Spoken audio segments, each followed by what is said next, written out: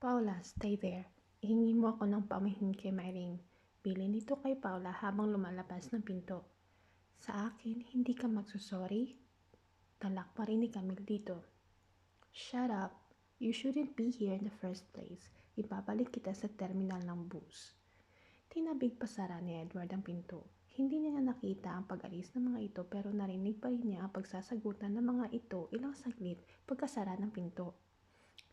Oh well, nangingiting sabi ni Paula. Hindi ko alam na ito magiging kapalit ng cravings ko spaghetti. Naiskandalo ka pa. Okay lang, nakangiti namang sabi niya. The fact na nagustuhan mo yung niluto ko sa'yo ay sapat na sa akin. Masarap talaga siya, puri pa rin ni Paula. Hindi nasira ni Camille ang lasa niya. Nagkatawanan sila. Hindi rin naibalik ni Edward sa bus station si Camille, kaya ng banta nito. Tumiretso raw ang mga ito sa tinutuluyan ni Edward ng gabing yun. Nagpatuloy raw sa pagtatalak si Camille dito. Hanggang sa nag-iiyak na lang daw ito, kwento sa kanya ni Paula. Si Edward naman daw ang nagkwento rito. Inalo raw ni Edward si Camille at inassure na ito ang mahal nito. Patunayan daw ni Edward, sabi ni Camille. Parang napipilitan na lang daw kasi si Edward na sabihin kay Camille na mahal nito ito. Parang sa mga butas na lang ng ilong nito nanggagaling, hindi na sa puso, ang mga salita ng pagmamahal na binibigkas nito kay Camille. Pinapangako ni Camille si Edward na hindi na raw makikipagkita o makikipag-usap sa kanya. Nangako naman daw si Edward na gagawin yun. Pero hindi raw yun sapat, sabi ni Camille. May isa pang kailangang gawin si Edward upang patunayan nito ang sinasabi nitong pagmamahal kay Camille. Kailangan daw na tanggalin na ni Edward ang lahat ng larawan niya sa website nito. Lahat. Walang ititira kahit isa. Kahit yung kuha niya na nakatalikod ay kailangang alisin ito. Alam ni Camille na tuwing 3 buwan naglalagay ng changes sa website nito si Edward. Uuwi raw ng probensya si Camille. Maiiwan dito sa Maynila si Edward. Hindi mo na raw mag-uusap ang mga ito at hindi mo na makikita. Ibibigay ni Camille ang lahat ng panahon kay Edward upang makapag-isip ito at makabuo ng desisyon na hindi nito pagsisihan. Pagkaraan daw ng 3 buwan ay titingnan ni Camille ang website nito kung winalis na nito ang mga larawan niya. Kapag wala na itong nakitang litrato niya roon, saka lang ito maniniwala na mahal talaga ito ni Edward. Pero kung may makikita raw si Camille na kahit isang larawan lang niya roon, ay tatanggapin na ni Camille na wala ni katiting na pagmamahal dito ang binata. Na siya pa rin ang nasa puso ni Edward. Hindi na raw ipagpipilitan ni Camille ang sarili nito kay Edward. May natitira pa naman daw itong respeto sa sarili nito. Tingnan mo yung website ni Kuya after 3 months, Myrene.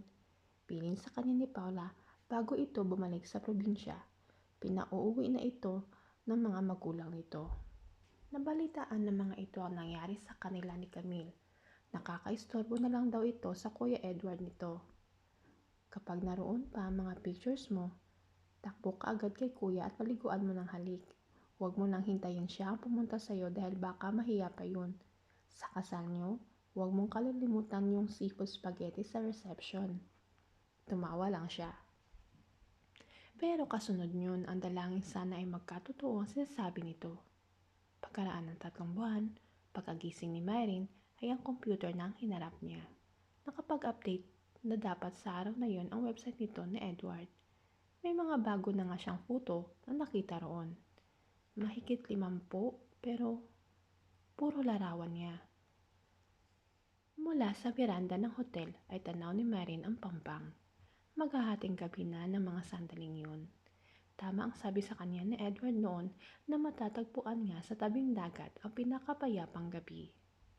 Halos tanaw ang lahat ng bituin. Halos tinig ang bawat paghinga ng dagat. 3 days ago ay ikinasal sila ni Edward. Hindi na niya nasunod ang payo sa kanya ni Paula na kapag may nakita pa rin siyang larawan sa website ni Edward ay siya na ang tatakbo rito at magpapaligo ng halik. Dahil hindi pa siya nakaalis sa harap ng monitor ng computer niya ay naging bisita na niya ito. Ito ang nagpaligo sa kanya ng halik. Pero nasunod naman niya ang bilin ni Paula na huwag kakalimutan sa menu ang seafood spaghetti. Honeymoon nila ngayon. Tinupad ni Edward ang pangako nito sa sarili na kapag ikinasal, ay magpupulot gata sa Hotel by the Sea o kahit na isang kubo lang daw basta malapit sa dagat. Patuloy siya sa pagmamasid sa paligid nang may maramdaman siyang labi sa batok niya. "What are you doing?" Bulong sa kanya ni Edward. Nahihimbing ito kanina nang bumangon siya sa kama. Niyapo siya nito mula sa likod bago uli nito kinuryente ng mga labi nito ang batok niya. Ilang araw na silang kasal pero napapapitlag pa rin siya tuwing lalapat sa anumang parte ng katawan niya ang mga halik nito. Masuyo nitong kinagat ang tenga niya. Napahagik siya. "I missed you." Bulong nito sa kanya. Ilang taon silang hindi nakikita kayong wala pang 2 oras mula nang huling magsanib ang mga katawan nila. Pinuhat siya nito bago siya pinupog ng halik sa mukha. Ibinalik siya nito sa kwarto at marahang inhiga sa kama. Hinagkan siya nito sa mga labi. Mula sa mga labi ay gumapang ang halik nito sa leeg niya, pababa sa dibdib at pababa pa. Napapikit siya, pero muli ring napadilat dahil huminto si Edward. Pagdilat niya ay magkatapat na uli ang mga mukha nila. Nakatunghay ito sa kanya. "Bakit?" Nagtatakang tanong niya rito. "May naalala lang ako," sabi nito. "Ididiscuss ko na sa'yo bago ko uli makalimutan." "Pwede ba bago natin i-discuss kung ano man yan?" Lambing siya rito. "Ituloy mo muna yung ginagawa mo." Natawa ito. "Mamaya, pagkatapos mong sagutin ang tanong ko." "Ano ba yun?" Siguradong sigurado ako noon na mahal mo ako," sabi nito. "Pero bakit si Benedict ang sinagot mo?" Bahagya siyang napangiwi. Yun ang tanong na hanggang maaari ay gusto niyang wag na itong itanong sa kanya. "Saka ko na lang sasabihin sa'yo, baka makasira pa yan sa pagsasama nila kung malalaman kung nitong may nakatakda pala ng ibang lalaki para sa kanya." Pinupog siya nito ng halik sa leeg. "Sige na, ngayon na." "Ayoko, wag na lang." "Bakit? Ano ba yun?" Seryoso na ngayon tanong nito. Hindi siya sumagot. "Sige na." Pagpipilit pa rin ito. "Ano yun?" "It's all about destiny." "What destiny?" "May humula sa akin noon na magiging masaya ako kung ang lalaking mapapangasawa ko ay may pangalang Benedict," paliwanag niya. Nandilat ito. "Are you kidding?" "No, I'm not." "Bayaan mo muna akong matapos." Saway niya ito. Ang naisaisip niyang dahilan ng pagkagulat nito ay ang katotohanang nagpapaniwala siya sa mga ganitong bagay. Sabi ng mga hula, kung hindi Benedict ang pangalan na mapapangasawa ko, ay magiging miserable daw ang buhay ko. Naniwala naman ako kaya, ayun, mas pinili ko sa'yo si Benedict. "You won't believe what I will tell you," sabi ni Edward na ang ekspresyon pa rin sa mukha ay parang hindi pa rin makapaniwala sa mga sinabi niya. "Ano yun?" "Ampon lang ako," pagtatapat ni Edward. 2 years old na ako nang amponin nila. Hindi na nila idinitali sa akin yung circumstances ng pagkakampon sa akin. Basta, ang natatandaan ko, hindi Edward ang original name ko. Yung mga foster parents ko na lang ang nagbigay sa akin ng pangalang ito. Ipinangalan nila ako sa father ng kinikilala kong ina. Alam mo ba kung ano raw ang original name ko?" "Ano?" Kinakabahan niyang tanong dahil nahihiwatigan niya kung anong sagot. "Benedict." "Totoo?" "Totoo," sabi nito.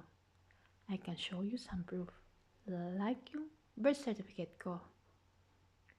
"Natupad ang hula sa akin?" Tumawa ito. "Parang ganun na nga. Pero may hula o wala, sisigurihin ko naman sa'yo na magiging masaya ka sa akin." Sabi nito bago siya hinagkan uli sa mga labi.